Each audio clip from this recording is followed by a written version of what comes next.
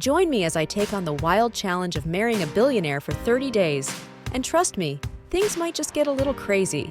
So imagine waking up every morning in a mansion, with a private jet waiting for you at the airport, and a bank account overflowing with millions.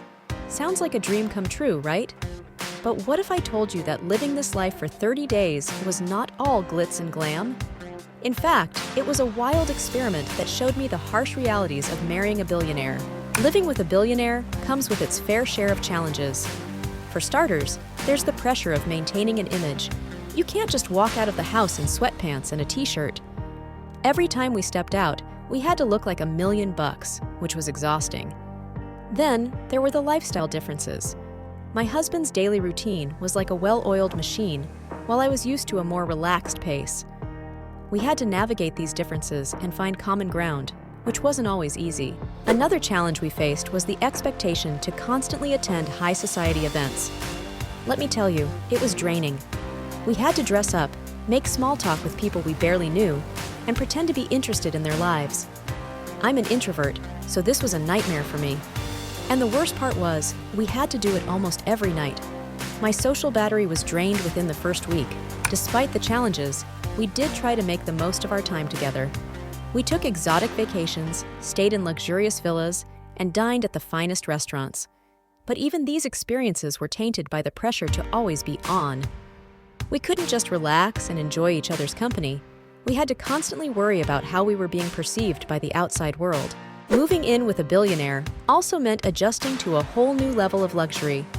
Imagine having a private chef, a personal trainer, and a team of assistants at your beck and call. It sounds amazing, but it was actually kind of overwhelming. I felt like I was losing touch with reality. I didn't know how to do simple things like cook a meal or do my own laundry. As we settled into our new life, I started to notice the differences in our spending habits. My husband would casually drop thousands of dollars on a single outfit, while I was still pinching pennies from my previous life. It was hard to reconcile these two vastly different approaches to money, and it led to some pretty heated arguments. On the surface, our life looked perfect. We were living in a gorgeous mansion, taking exotic vacations, and enjoying the finest things in life. But beneath the surface, we were struggling to find common ground. We were like two different people, living in two different worlds. And it was taking a toll on our relationship. But then, something changed. My husband received an offer to invest in a lucrative business deal, one that would catapult him to an even higher level of wealth and success. It was a turning point in our experiment, one that would reveal the true cost of living in such an opulent world. When we received the offer, my husband was ecstatic. He saw it as an opportunity to take his wealth to new heights, to live an even more extravagant lifestyle. But I was hesitant. I knew that this deal would come with its own set of challenges, its own set of pressures, and I wasn't sure if our relationship could withstand it. As we weighed the pros and cons, I realized that this deal would change everything. It would change the way we lived, the way we interacted with each other, and the way we saw ourselves.